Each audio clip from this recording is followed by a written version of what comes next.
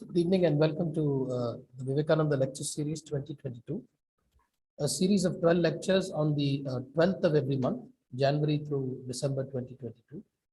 And this is episode number 5. And today for this episode, we have Professor Govinda Sharma, consultant at the NMIT Bengaluru as our guest today. And the theme for today's discussion is what Swami Vivekananda means to us. That is the discussion. We are hoping to make this a kind of informal kind of a conversation as opposed to the standard format that we follow. And this is also, going live on YouTube as well as so you could join us there as well as. Professor Sharma is a consultant, as I said, at the Nitte Meenakshi Institute of Technology, NMIT Bengaluru. He has also worked as professor at the SDM Institute for Management Development, Mysuru, and has also had a very long association with both the Vivekananda Institute for Leadership Development as well as the Swami Vivekananda Youth Movement. He is he holds an MBA degree as well as an civil engineering degree from IIT Madras. So he asked that I do not give a lengthy introduction, so I will stop here and perhaps we will get to know him better through the questions or the conversation that we're going to be having over the course of the time. A pleasure, Professor Sharma. And thank you. Namaskara. Namaskara. Thank you very much for inviting me.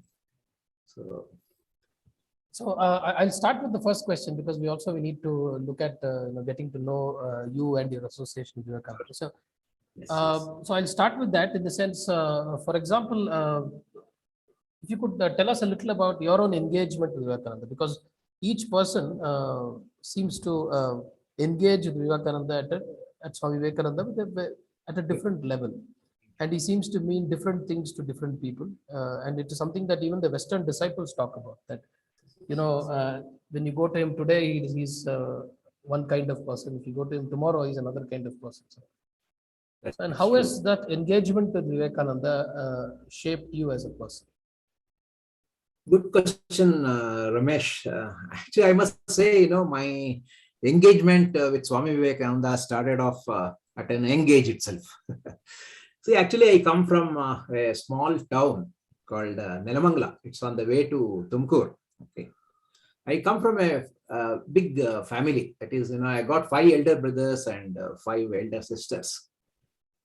Well, when I was maybe about 8 or 9 years, there's a small Rama temple, in our town, Nelamangala, and people thought, of extending because they wanted something like a Kalyan Mandapa. So one of my brother's name is Sitaram. Actually, I have 2 brothers. One, my own brother, blood brother, and other is Dr. M.R. Sitaram at Swami Vivekananda Youth Movement. I mentioned it to you in the last talk. You see, he had gone to Neyveli Lignite Corporation, and probably from our standard, he was, somewhat, he had seen some, success in life.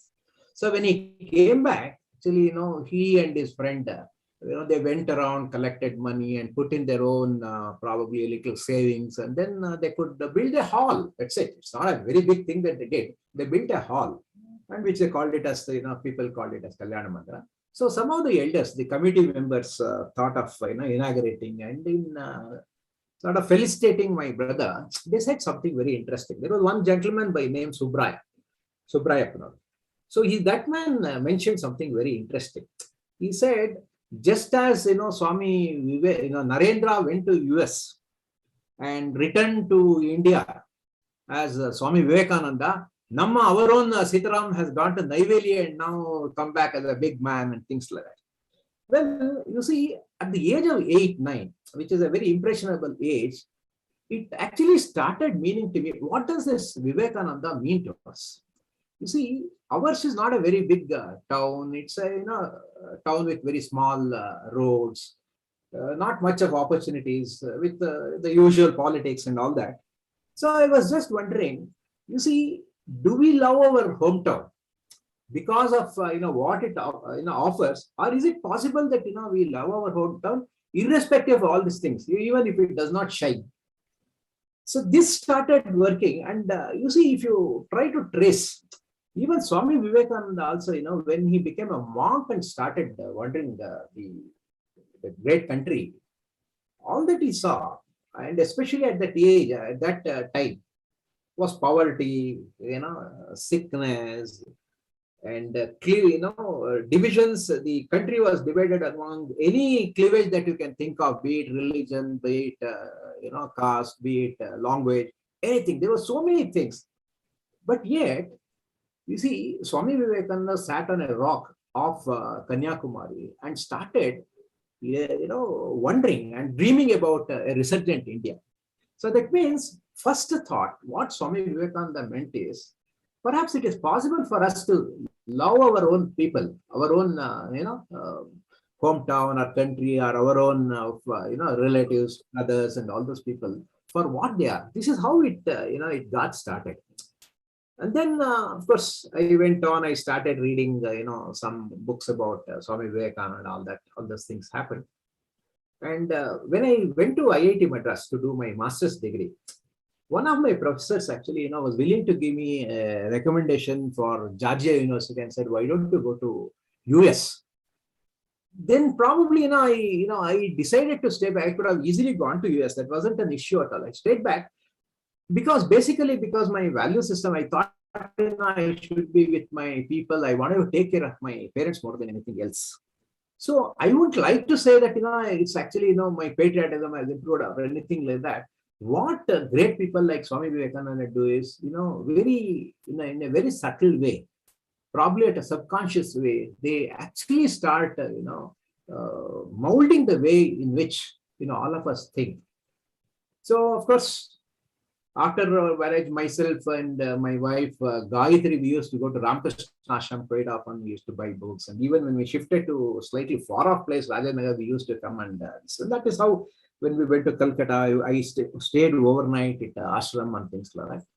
So this love for Ramakrishna and love for, Vivekananda was slowly at the background always.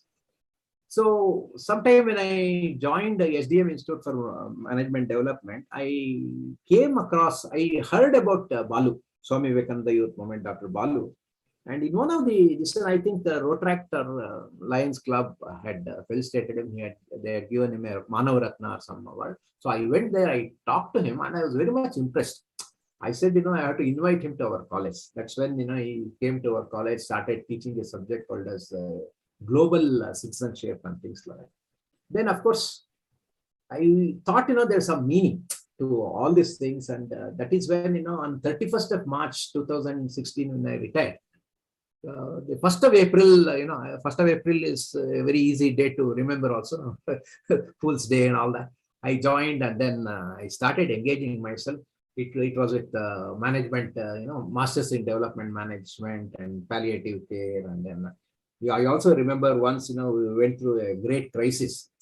So our Balu called for, a campaign, save the tribal school and things like that. All these things started engaging me. And one thing that I really noticed and made an impact on me is in the canteen, in our hostel canteen, there was a thing which said, the purpose of life is to find a purpose. So Swami Vivekananda has always been sort of, whatever we want to do, he has been engaging. I wouldn't say that, something very drastic has happened, but at the background somewhere, in everything that we do, maybe he has been informing me, let me say that, put it that way. Yeah. So that's a very interesting summary of what all has happened. Yeah. I was also intrigued by something that you said. I mean, the purpose of life is to find its purpose. Correct. At a fundamental level, it has a very deep significance, because so I will connect it to one of the questions that I had, because often what we seem to do is that when we speak of what Swami Vivekananda means to us, I'm not sure that many of us know exactly what we are asking or what exactly he means to us. Yes. So are we trying to make meaning of the person? Mm-hmm. Or the personality, because the personality is much larger than the person.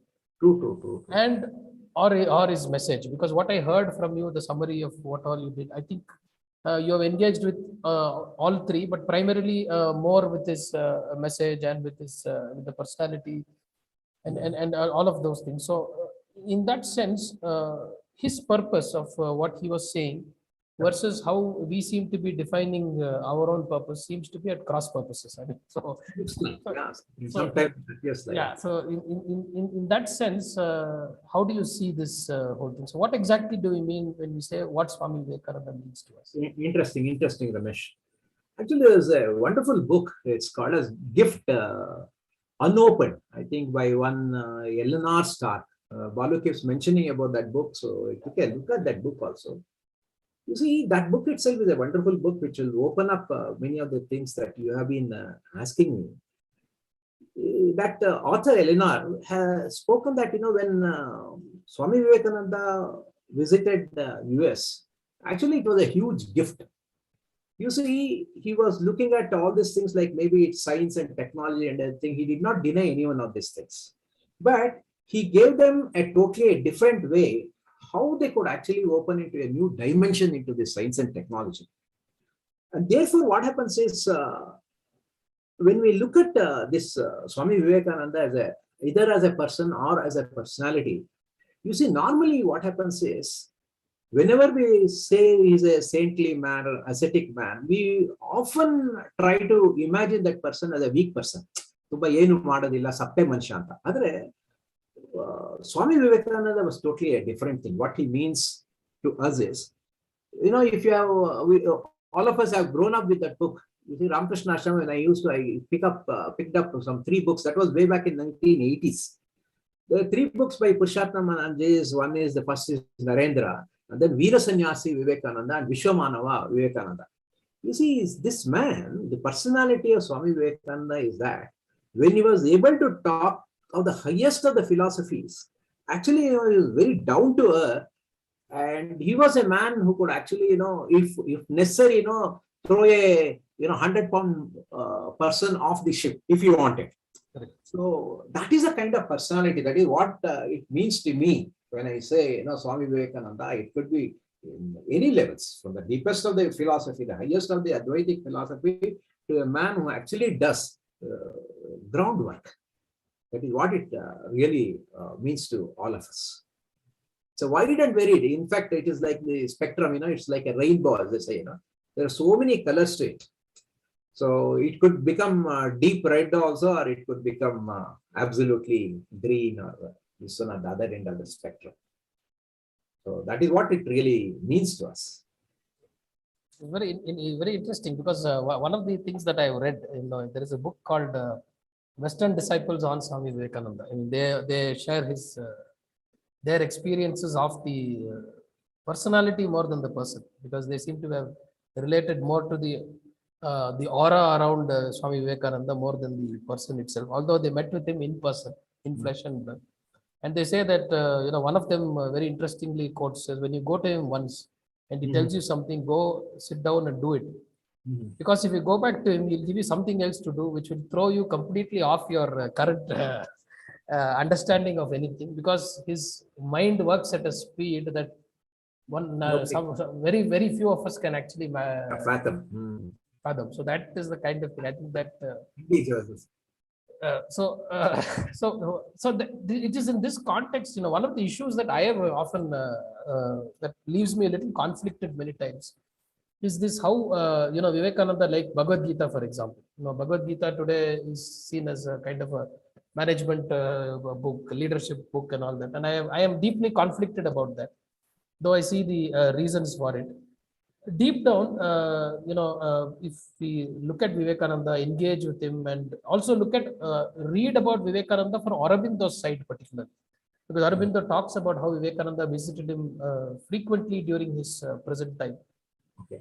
We realize that Vivekananda was an extremely spiritual man, despite all that he spoke about material development and all of that. And often, sometimes, do you think, and this is something that I have been grappling with, is that when he said his primary goal was to encourage people to locate the divinity within themselves. Very right, very right. And perhaps did he also mean that before you start doing anything, first locate that? Yeah. And then once you do that, everything that you do will come from that divine dynamo that is inside you. So I just wanted your I thoughts on fully this. agree with you. Actually, to respond to that question, one of the things that we could consider in Swami Vivekananda is there is one thing called a Song of Sannyasin. It was written way back in 1985. It has got 3 stanzas. Just to read that, it says what that particular thing says is Song of Sannyasin. Wake up to note the song that had its birth far off, where the worldly taint could never reach, in mountain caves and the forest deep, whose calm no sigh for lust or wealth or fame could even dare to break, where rolled the stream of knowledge, truth, and the bliss that follows. You see, please note this. See, what he writes is something wonderful. You see, he is defining the very Sat Chit Anand itself. He says knowledge, which is actually the Chit. Truth is Sat Chit, and the bliss that follows is Ananda. Sing that song, Sannyasin bold, Om Tat Sat. He's saying, you see, the first thing that he says in this beautiful song, Sannyasin, he says is, look, relate yourselves to Om Tat Sat, I am that, or that is it. What is that is it? That is it is Sat Chit Ananda. And then he says, from where, that particular point where, none of this, the worldly things, you see, be it good or bad. You see, there's one stanza in Bhagavad Gita which says, Buddhi yukto jahatiha ubhe sukruta dushkrute tasmat yogaya yujjasva yogaha karmasu kaushalam. What it means is, you see, dispense with both good and bad. Before you enter this world, Ramakrishna also would say the same thing. Before you enter into this world, apply oil to your hand. Like when you want to, ಈ ಹಲ್ಸನಣ್ಣು ಬಿಡಿಸೋದು ಅಂತಲ್ಲ, ಕೈಯೆಲ್ಲ ಎಣ್ಣೆ ಹಚ್ಕೊಂಡು ಆಮೇಲೆ ಬಿಡಿಸಿ ಇಲ್ಲದ್ರೆ it will become very sticky. When you want to deal with jackfruit, you would say apply oil on your hand. Then he says this, Swami Vivekananda also says, first of all, identify yourself with that Sat, Om Tat Sat, and then you can get into this world. And as a matter of fact, one of his Guru Bhai asked him a question. You see, there's so much of world problems and other thing. What should I do? He says very point blank, he says this. He says, the best thing for you to do would be to go to Himalayas and meditate and realize whom you are. Like, Ramana Maharshi. Ramana Maharshi also says, if you have to do anything in this world, you don't have to bother about this world. When somebody comes and asks Swami, Ramana Maharshi, he says, I want to do social work. He says, if you want to do it, jolly well, you can do it, no problem. But the world knows how to take care of itself. First of all, try to realize yourself. And once you have done that, then you do whatever in this world, whether you want to do service to the world or even keep quiet, it's okay. So he says, first and foremost, try to realize yourself. Om Tat Sat. You ring that note, he says. Then if we say, suppose you are not capable of doing it, then he says, come join your hands with me in doing service to this world. That is why Ramakrishna, Vivekananda very intelligently did 2 things. He started 2 organizations. One is Ramakrishna Mission for the service of the community, people and all this thing. Ramakrishna Ashram for your own, spiritual upliftment. So this one was, please do this. But what we have to understand, especially people like us, what we have to understand is, even though we may desire to do the noble things like, meditate and other things, are we really capable of? If we are not capable of, and if we try to do it, actually it will do more harm than benefit. And therefore, for us, Karma Yoga is the right route. But if you ask Swami Vivekananda and define, what is the correct, what's the best thing that you do? Undoubtedly, you would say, that is the right thing to do. But since we are not capable, this becomes a route for us to reach it. Karma Yoga or Bhakti Yoga, all these things will be route ultimately to reach that total Advaitic stance and other things. But because of our samskaras and other things, we will not be capable. And one good book, I would like to just mention this. You S.L. Bhairappa, although you must have read some books, that is one good book called as Nirakarana. Nirakarana speaks eloquently about a person who will be somewhat, spiritually oriented. Therefore, he goes in search of God and things like that to Himalayas. But then when he actually stays there and when it is absolutely quiet, we all think that, if we don't have any worries of the family and other things, if everything is quiet in the Himalayan descent, we can meditate. No, we can't actually, because there is so much of load. Therefore, he actually, falls down and comes down to the sun, and therefore he goes and joins a hostel to work as a warden. So Swami Vivekananda, definitely his accent was on spirituality. But since the world is not yet ready, most of us are not yet ready, he said, you please take this as a preparation. Otherwise, the world knows how to operate itself. There is no doubt at all about it. It's interesting. I think one of the things that he himself says is that even if you go to the Himalayas, you're going to be carrying the same mind with you. Oh yeah. So he's the famous one where he says, "Stay in the midst of the world, in the whirl of the world, and then do what you have to." And if you can find the silence in the midst of that world, and that is the whole. If you are capable, you keep doing the service with a sense of bhakti or tyaga or whatever. But tyaga is a very deep word, Ramesh. It's actually it's almost it's a very tough thing.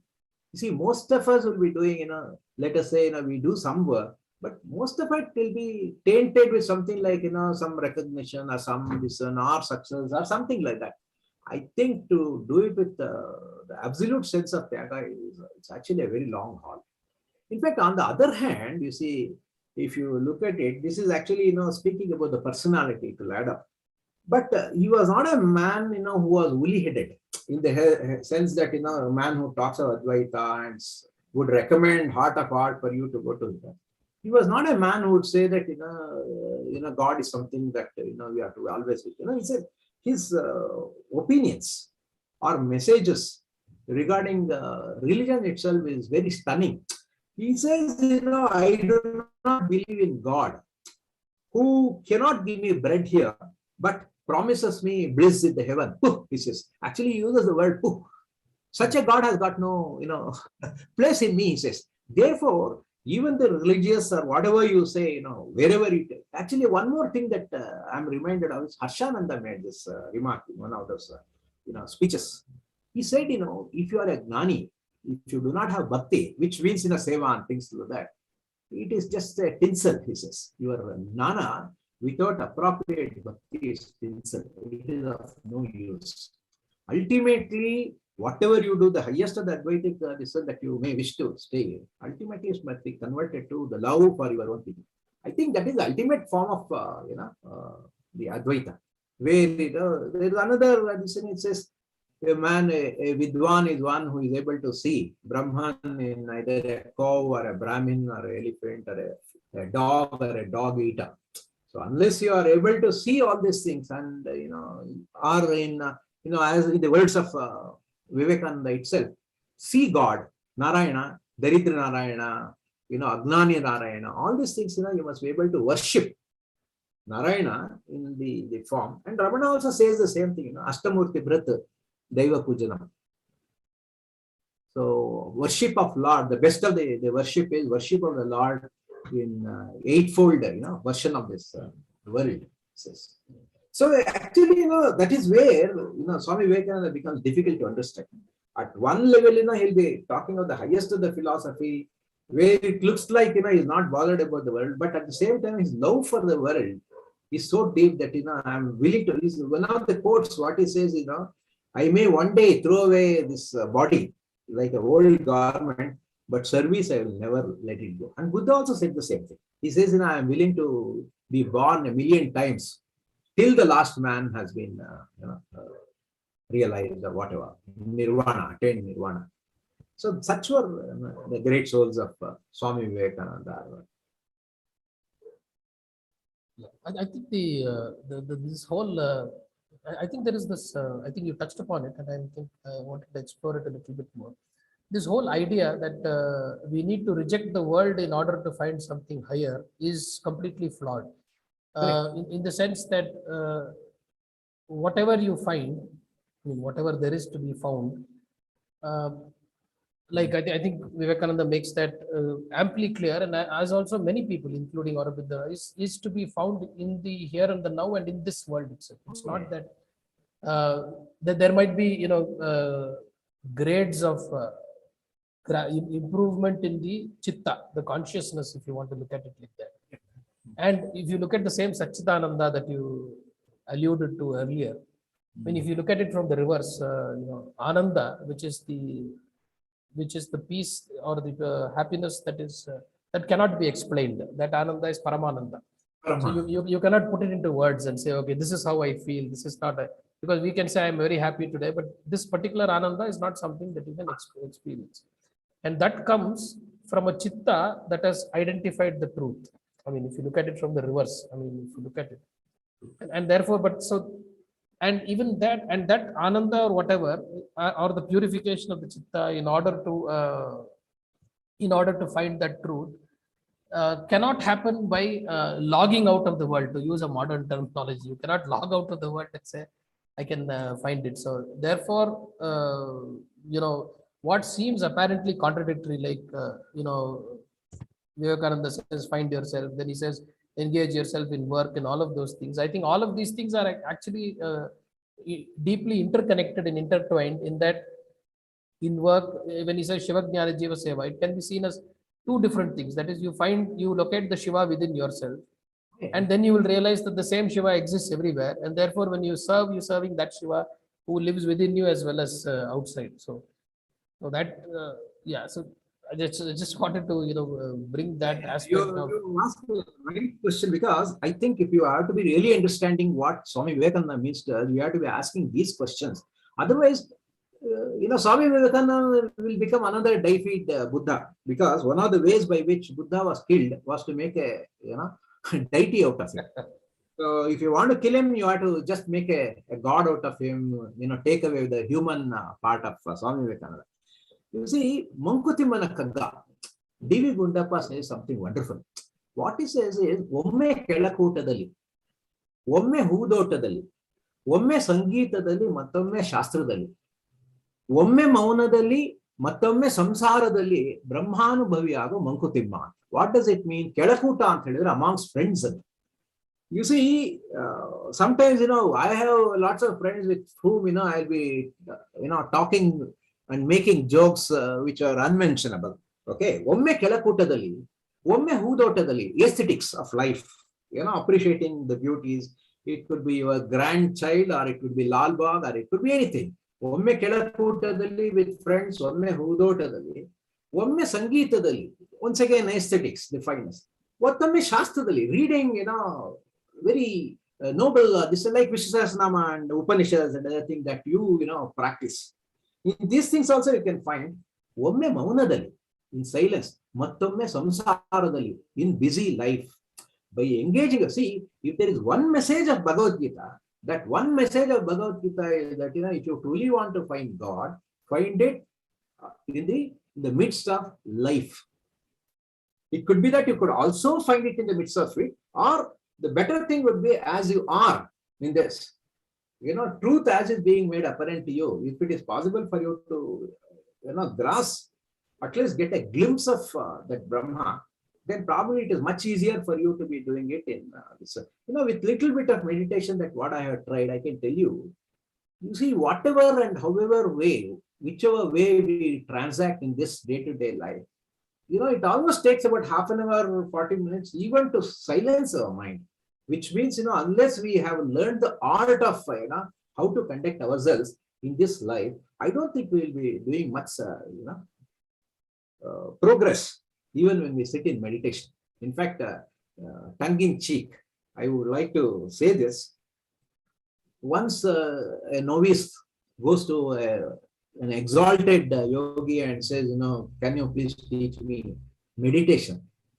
That man, in a very, he asked him, do you know how to defecate properly?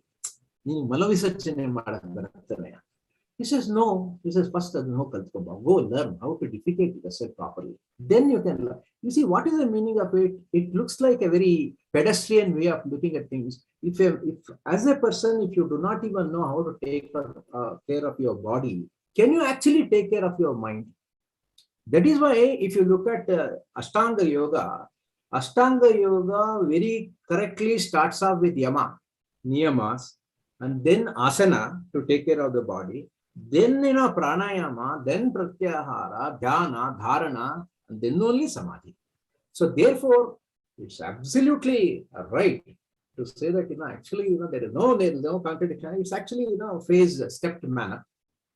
Maybe we can go either which way, whichever way as the this one will take us, and as our samskaras require.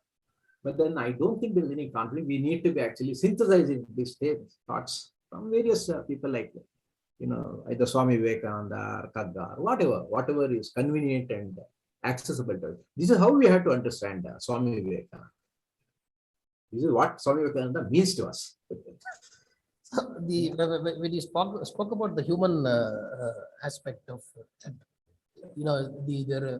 the need to not deify him to a level which I think many people do, in the sense take him to a level where it becomes difficult for us to be able to engage with him at a you can engage with Vivekananda at a very subjective level, but also there is a need to engage with him at an objective level. And also examine, because he himself says that do not accept anything that anybody says, but rather subject it to the scrutiny of your own intellect and then accept it. So in that sense, there is one book that I think we discussed this earlier, which is written by Shankar, which was originally written in Bengali, but unfortunately the English translation is not very popular. It says the monk as man. And so it has only 5 chapters, and where it talks about the human side of Swami Vivekananda. And if there is one book that many people should perhaps read, and there is also another book which says which is a historical examination of Vivekananda, where Vivekananda is placed in the history of the time, and then his life is traced based on the background of the British, in the background of all of that. So in this monk as a man, there are some very interesting tidbits that emerge of Vivekananda. One is that he himself sometimes says, they say that a monk should not enjoy food, but I cannot give up my love for food or for my sweet tea. He used to enjoy tea so much, and he says, but I am not that kind of a monk. I cannot, get away from the world. And his love for his family and his mother, which as a monk. Yeah, as a monk, and his intense humanity. I mean, repeatedly when he comes up with, for example, like you cited that example earlier, where he said, he was willing to, in fact, sell a piece of land which had been set aside for the ashram or something, and that was a time when the entire group had no money whatsoever, and he said, no, I will sell this and give the money so that you can feed. This was during the famine, I think, the Bengal famine, when he said, no, I don't want to build an order where people are going to sit and meditate and worship and all that. If need be, I will sell this whole piece of land and give you the money. So in that sense, I also wanted to touch upon the aspect of this appropriation of Swami Vivekananda. In the first lecture I spoke. I would like to say something. You asked me about his food and this. I think you couldn't have asked a better person than me. I think you have a knack for asking the right person, because I am myself a foodie. Because so am I. So yeah. So, what happens is all our, amongst our friends, when we are having discussions, the deepest and the highest of the discussion on Advaita, it will always end up with that famous question, which place is better for masala dosa? Is it Vidyarthi Bhavan or CTR? So you have asked the right person. My daughter-in-law, Deepshika's brother, his name is Sandeep. He sent me this wonderful book. Can you see this book? Yeah. You'll have to. Yeah. Now we can see. No. If you read the subtitle, it's even more interesting. The Feasting and Fasting Monk. It is Swami Vivekananda, the Feasting and Fasting Monk, and there, in one of the he says, this is a very interesting thing. He says, people like me are at the culmination of all aggregates. You see, our body is nothing but the accumulation of food. That, these days, we keep hearing it from Jaggi Vasudev. People like me are at the culmination of all aggregates. I can eat large quantities of food or stay without eating at all.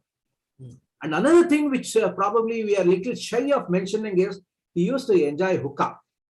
Yeah. In fact, there is an episode where it says smoke continuously or abstain completely smoking. But this is what we have to understand. When we have to look at Vivekananda, understand Vivekananda, even though he appears like a glutton, what he says next makes a meaning. My control over my senses is so strong, yet I will also willingly experience the senses. He says, he is a man who would never deny any experience. He says, if I'm getting some experience out of eating, maybe his love was for sandesh and other things being from Bengal, this one may be masala dosa and things. That's a different matter. It's a cultural way. And therefore he says, else, what is the value of ostentation?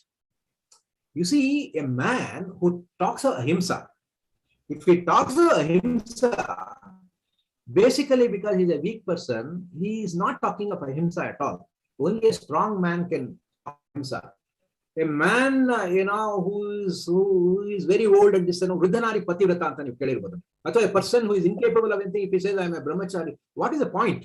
There is no point at all. Therefore, he says, the way in which we have to understand these things is, he was certainly not a slave to it. At the same time, he was not a person who would simply say that, all these things are worldly and therefore have got nothing to do in the scheme of things of a sannyasi. In fact, just as an aside, I would like to tell you, all of you are scholars, you know it.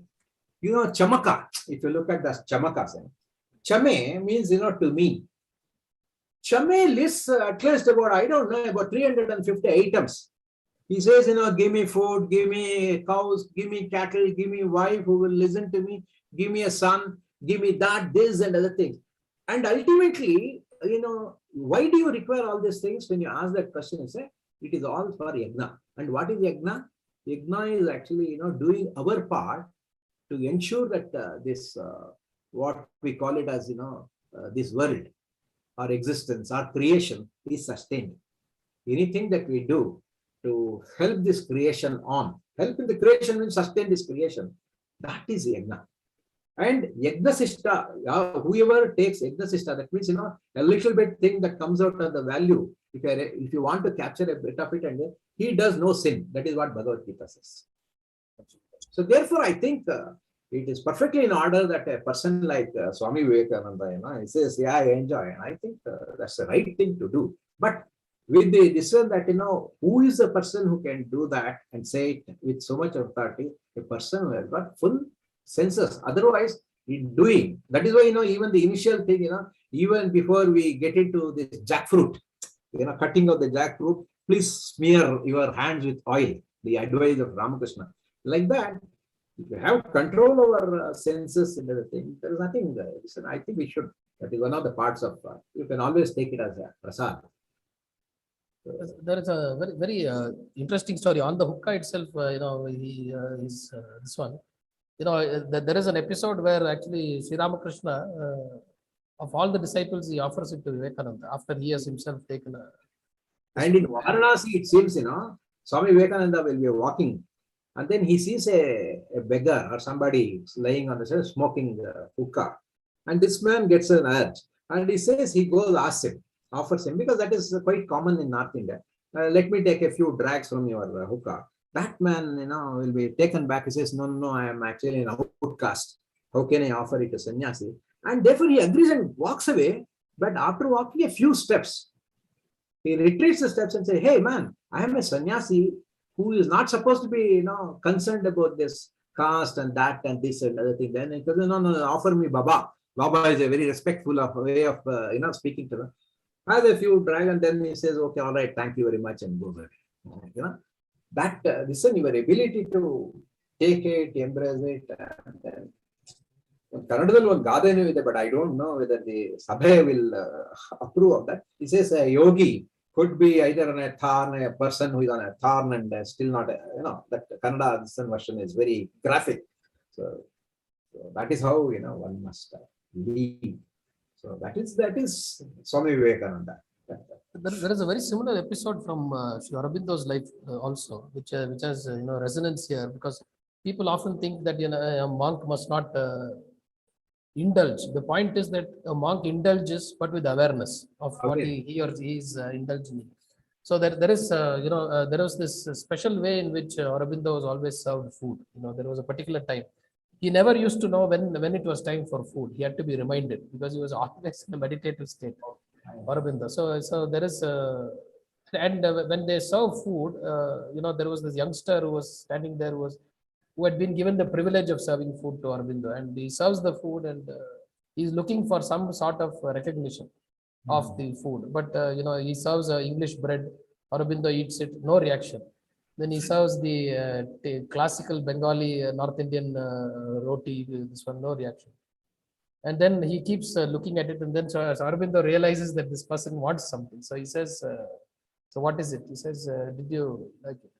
So he said, "I may be a sannyasi, but that does not mean that I don't know the difference between an English bread and a typical Indian roti." And this sannyasi also knows that he likes the Indian roti better than the English bread. So you know what? Very interestingly, see, at least Swami Vivekananda, we can understand. Okay, he was a man between the world and head in the heaven, but foot in. So, Ramana Maharshi. It seems, whenever they used to worship and they used to have lots of rose petals. And these devotees would collect all those rose petals, Naimalya, and throw it away. Say, hey, why do you throw it away? Put it into payasam. It will give special flavor. Ramana Maharshi is speaking for us. You see, because my scheme of things, I don't know how far I am right in saying this. Ramana Maharshi was a gnani. He had nothing to do with this. He was always in that sense. But that man says, don't waste this rose petals. It will give a aroma, a specific aroma to this. And therefore, sannyasis, real yogis are those people whose senses are heightened actually. In fact, I am reminded when you say this. Once we had an IIM professor at Nitte College, when I was here as head of the one way back in 2005 or 8 or something or 6. That man spoke of, I didn't understand it that way. He spoke of this one where he says, heighten your senses. He talks of a professor who comes to meet him, and then he just will be moving his hands on the granite. IIM Bangalore is built out of granite. So he says, Professor, kallu, idhar kade alva. So he's able to sense it and find out that the stone is from this place. Ee kesari, our tata heloranತೆ. Ee kesari, ತೀರ್ಥಕ್ಕೆ ಹಾಕ್ತಾರಲ್ಲ ಕೇಸರಿ, ಇದು ಕಾಶ್ಮೀರದಿಂದ ಬಂದಿದ್ದಲ್ವಾ. So he says, actually, you heighten your senses, because that is one of the ways by which actually, you can heighten the consciousness. But with only that caveat that, these things should not be a trap, but actually, heightened, instruments for gaining that higher knowledge. That is the only trap, because one story is said of Shankaracharya. He says, he'll be going for alms, and then somebody offers him alcohol, and then he happily drinks and goes past.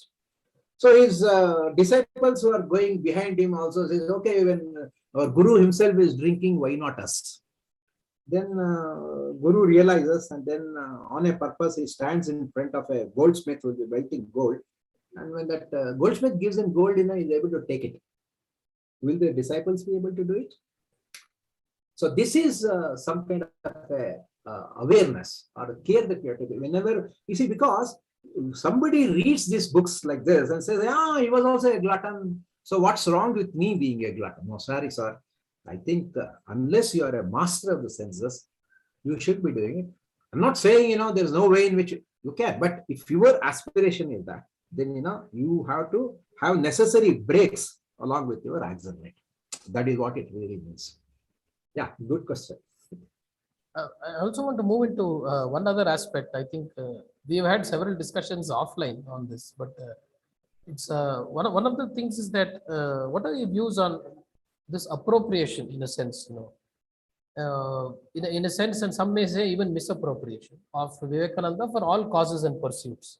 Sure, sure, sure. I agree. Primarily because both of us come from management backgrounds, his name sells. I mean, for whatever, whether we like it or not, and that means many use it purely for the material benefits that comes from having of using his name.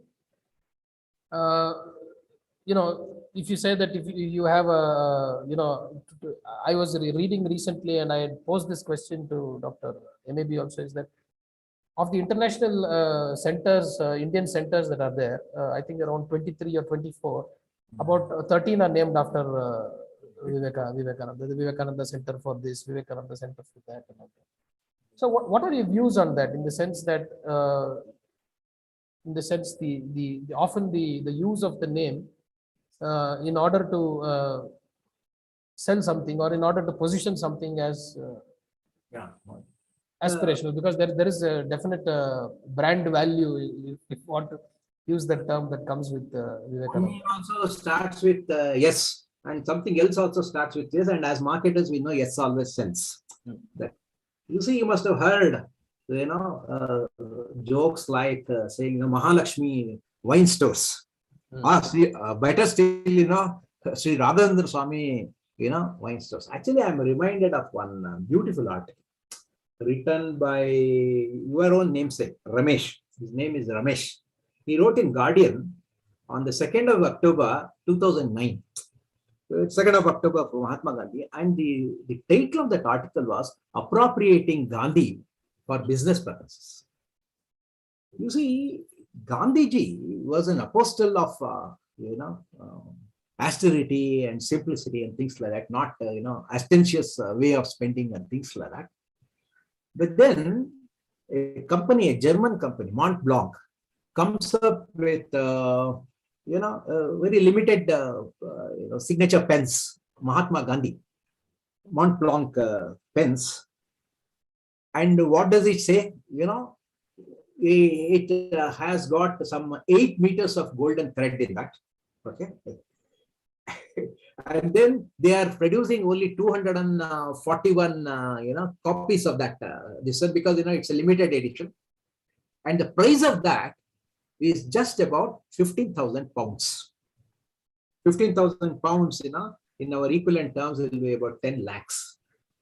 Therefore, this man says, you see, it is not that Gandhiji was against wealth. Gandhiji actually, you know, was working with the millionaires like Birlas as well as the masses to achieve what he wanted to achieve. That is, listen, he was not against wealth, but he was definitely against ostentatious display of wealth. And therefore, he says, if somebody can actually make Gandhiji as a face for consumer goods and services, actually it is a triumph of, you know, the economic model against which Gandhi himself was railing against. So when you talk of Gandhiji like this, what about Mahatma Gandhi? Listen, and Swami Vivekananda, because Gandhi himself has said, my patriotism, my love for the country increased 100-folds when I started reading Swami Vivekananda. Therefore, obviously, you know, using the son of Swami Vivekananda for these things is something that we have to be very, very careful. That's something, you know, not to be. So I'll come back to the question that we started with, and which is the topic of the day, because I think it's something that needs to be explored a little bit more, because when we say that, you know, because we talked about what Swami Vivekananda means to us, and for each one of us, I think I alluded to this, I can share my own connection with Swami Vivekananda. Because I think the first time I actually got to when I was about 13 years old, when I was first, you know, it so happened that in Bangalore, there is the ashram in Baswangudi is well known. People, the Ramakrishna Ashram that is located in Baswangudi. But there is a much smaller ashram which is located on Mysuru Road, which is called the, you know, in Mysuru, it used to be called the Vivekananda Ashram in those times, and it reported directly to the Bengaluru in Bengal, in Calcutta, as opposed to, it is now renamed as the Ramakrishna Ashram, because you know, they wanted that uniformity to exist. So this was the ashram that I first, I actually ran into that ashram because it was one of those days when it was raining. And and so I ran into the ashram primarily for to get some relief from the rain that was pouring, and we used to live close by. Having lived close by, I never visited the ashram. That is the beauty of the thing. And then when we, yeah, so when I walked in, one of the things that struck me as I walked around is that, you know, there was this saying that, which is that famous saying where, you know, where he asks us to find ourselves through any of the means, through work or worship or this one. So that was the first connection. And what I have noticed is that once you have connected with him, it is very rarely you can go anywhere. You become like this bird which has its you know, feet tied with that little string. It flies, and then, you know, there is a limit at which the string starts to reel the bird back in. So this is something that I have felt at a personal level, that, you know, you cannot disengage from Vivekananda once you're engaged with him at whatever level, you know, very superficial it could be, or just at a very basic level, but he has this tendency to keep drawing you back into the fold.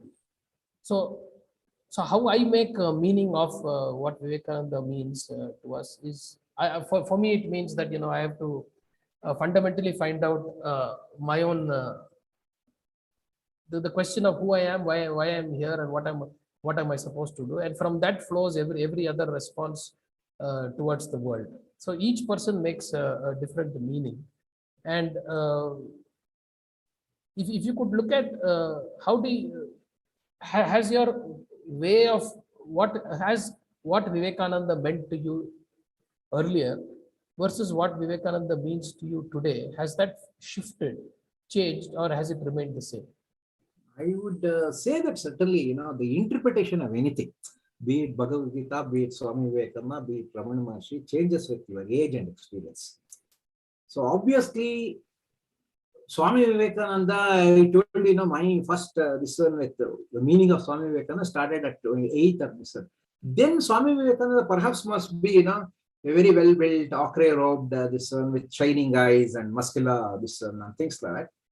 Later, and probably somewhere in my mid age and other things, I had a lot of reverence for him.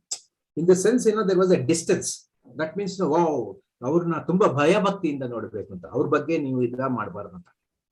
Now what has happened is he has become very near to me. He is, if I may use that word, you know, almost pardon me for the irreverential way of you know, talking. I would say, you know, I treat him as a friend. Like, you know, can we easy as somebody with whom, you know, you can be a buddy. Like, of course we can't be, because Arjuna also made the same mistake. He says when Vishnu Rupa, you know, that Vishnu Rupa was shown to him, please pardon me, because many times with my ignorance I have treated you as my friend and I have called you this and that. Now I know who you are. But then what I am saying is, actually now I find that there are fallacies, as you said, you know, he was a glutton like, and maybe he was this, he was not a true this. When I look at all this, actually my love for Swami Vivekananda has increased. Basically because, you see, what I want is, you know, a sadhaka, not a siddha. Why? Basically because it is only then that I'll be able to relate to him. Otherwise, what happens? You know, Buddham Sharanam Gacham, you make a Buddha out of him, put him there, and in the morning, you know, you just do Buddham Sharanam Gacham, and then go about doing whatever you know, you want, come back, do Satnam Puja. That is of no use. It is only when you say that, look here, and Buddha's promise is this, and so also, see, why I am making a reference, frequent reference to Buddha, when I'm speaking to Swami Vivekananda, is Swami Vivekananda held Buddha in the highest of the esteems. Many times, you know, he actually wanted to go follow his footsteps. It is best that, you know, you treat him as somebody who is with you. He was as much, my love for Gandhi also for the same thing. He was also, you know, struggling with many other things. So, but he knew what is at the center of the table. Therefore, each one of us, it's a good thing for us to, if that aura drops and we look at him as somebody, you know, with whom we can do so, then therefore it becomes, you know, hey man, he's somebody. Like You see, this is something that I would like to tell you because this comes in a rushing in my heart. For me, people like Ramakrishna Mudre and Balu are the nearest gods. In the sense, they are the people who are actually doing something. We are actually servants who will be bringing coffee, tea here and then, now and then. For them, maybe, it is Swami Vivekananda. For Balu, Swami Vivekananda may be the God. But, Iyengar Sagitadre, you will appreciate this, what I am saying, very closely. Once Ramanujacharya was actually, lying down, his, one of his disciples will be probably doing some seva. Then Aradhya Deva Utsava comes.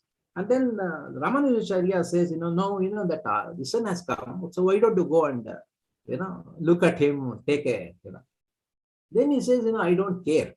If you want, you go and see him. For me, you are the God. What I mean is, the moment you say that, then what happens is, for them, it is Swami Vivekananda. And mind you, for Swami Vivekananda, who was the God? Ramakrishna was the God. And for Ramakrishna, Kali was the God, goddess, mother. And mother goddess, actually it's also a form, then it goes to Brahman. But what it means is basically, my approach to the way in which I look at Swami Vivekananda certainly changed basically because he is coming, I can love, sort of relate myself to him rather than read him in books or, he's somebody who is distant. And therefore, what is the best way I can do? Basically, because I have experimented with meditation and other things, but then the success of that essentially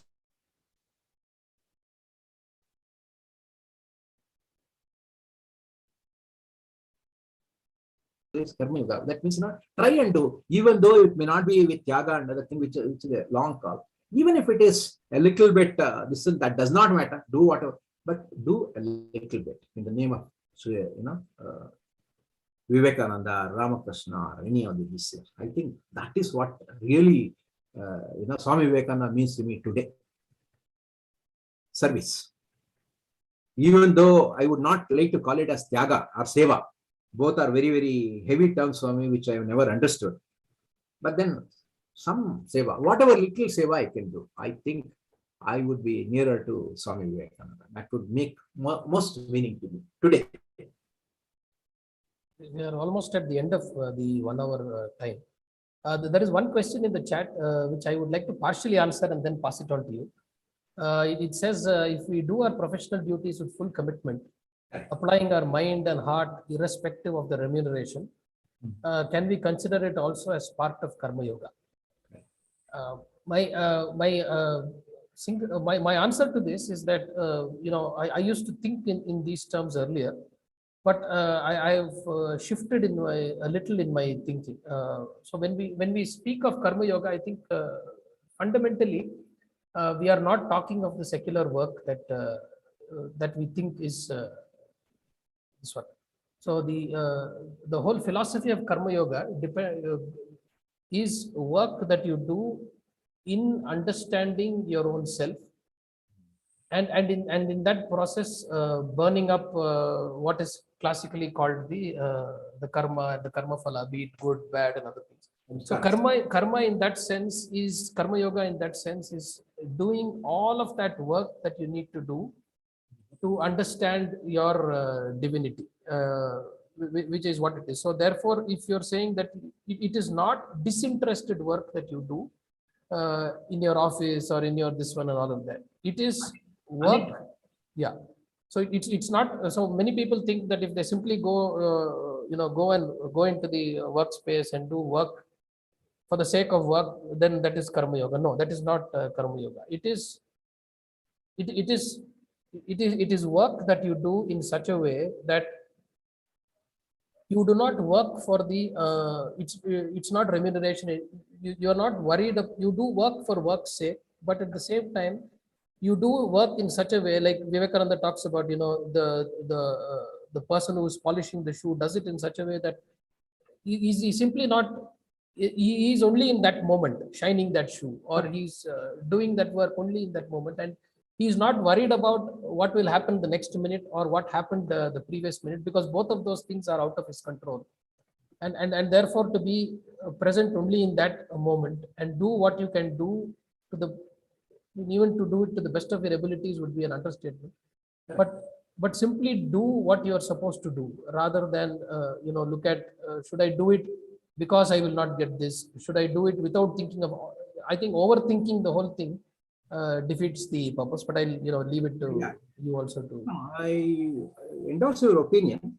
Karmanye vadikaraste mapaleshu kadachana. Ma karma palahetuhu bhurmate sangha astu akarmani. You have only right to do your duty, but not expect this one, and don't become instrumental to creating karma. Neither should you be inclined towards inaction. This is what it famously Bhagavad Gita says. Correct. But then only one caveat. I am answering from my level. Certainly, you are 1 or 2 steps above me. That spirit. No, that is I have endorsed. I know it. So, but what happens is, from my level, in the this level at which I am operating, Bhagavad Gita in the 3rd chapter, once again, which is fully, dealing with Karma Yoga itself. There, while speaking about this Karma Yoga, whatever you do other than for Yagna, it actually builds you in all this thing. It says, which refers to whatever you are referring to. But then down the line, there is one shloka. The purport of that is this. He says, being a gnani, a pandit, you do whatever you think is appropriate. That means, you have to do it always with dispassion. That is uninterested and disinterested. You must do disinterested work and not uninterested. This is the word. But then do not confuse a person who may be doing the job for a particular reward. For example, there is a person, this gentleman or lady who asked this question. I am going to the office and doing a perfect professional work, even with an intention that, I will get a promotion or something. Should he or should he not? Is it Karma Yoga? To a degree, yes, it is Karma Yoga. Why? Basically, because even though the most sublime way in which you have to do the Karma Yoga is being disinterested. I am underlining this word disinterested and not uninterested. Uninterested means bejawabdariyaಗಿ ಮಾಡೋದು. Disinterested ಅಂದ್ರೆ not having any expectation towards the result. That is a very far call, especially for people like us at my stage of evolution of consciousness. Therefore, he says never disturb them. Let them do it. Basically, because over a period of time, after you see, what do we learn from, even Swami Vivekananda when he says, I will enjoy my senses, and if not, what is the meaning of abstentation? ಇದರಲ್ಲಿ ಒಂದು ನನಗೆ immediate ಆಗಿ ನಾಕ ಬರೋದೇನಂದ್ರೆ ಈ ಪ್ರಸನ್ನ ಅವ್ರದ್ದು ಒಂದು he has written an article where he gives the picture of Ambedkar versus Gandhiji. Ambedkar is always seen fully suited and booted, whereas Gandhiji is always in loin cloth. He says, in describing that and giving commentary on that, he says Gandhiji represents a class of people who have already experienced and therefore they are ready to shed. Whereas Ambedkar represents a class of people who have never experienced and therefore, on a purpose and a vengeance, he wants to wear suit and boot. Udadale kalachadಕ್ಕೆ ಹೇಗೆ ಸಾಧ್ಯ ಅಂತ. Therefore, even those people who may be doing this for the sake of even an immediate benefit, ನನಗೆ ದುಡ್ಡು ಬರಬೇಕು, ನನ್ನ ಸಂಬಳ ಬರಬೇಕು, I have to buy a new cloth, I have to buy a car, please go ahead and do it. Never ever think that it is not sir. But it may not be the best of the karma. You see, even when you are doing puja also, even when you are doing this, you see, Americans say this, till you make it, fake it. So even if you have to do that, doesn't matter. Please keep doing it. Whatever you do, whatever may be the intention, good things, good results come out of it. So therefore, the ultimate and the best way is to do it in a disinterested way. But till such time you can, whatever holds your attention, kindly go ahead and keep doing this. Anything happened here? Are you able to hear me? Yeah, we can hear you. You are a little bit of disturbance in the audio, but I think we can still hear you. The message is through, or should I have to prepare anything? No, I think at least the message came through. I think there is one comment which says that I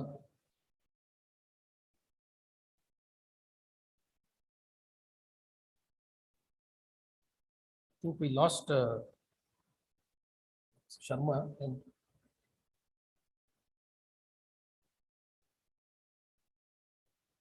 Can you hear us?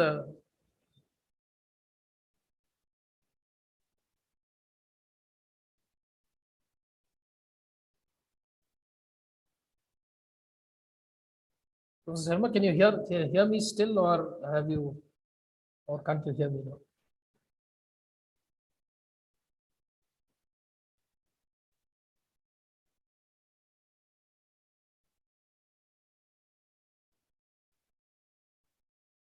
Okay, I think we seem to have lost Professor Sharma right at the time at which we were, coming to the concluding part of it. I think so. At this moment, I think what we can do is to conclude this session at this time. I think there is so much that we discussed, and there is so much more that we could possibly discuss, because we've been doing a series of lectures. We've already done about 8 to 9 hours of discussion only on Swami Vivekananda, and we still seem to have a lot of information that we can continue to discuss. So I would like to thank everybody. I would also like to thank Professor Sharma. Have you joined us? Can you hear us now?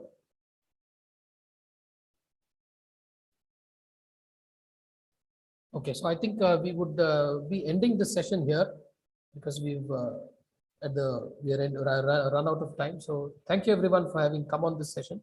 As we've already mentioned, this session would happens on the 12th of every month, and we look forward to having you all again on the 12th next month with a new guest and with another topic on this very, very interesting journey of understanding, if at all, Vivekananda. Thank you.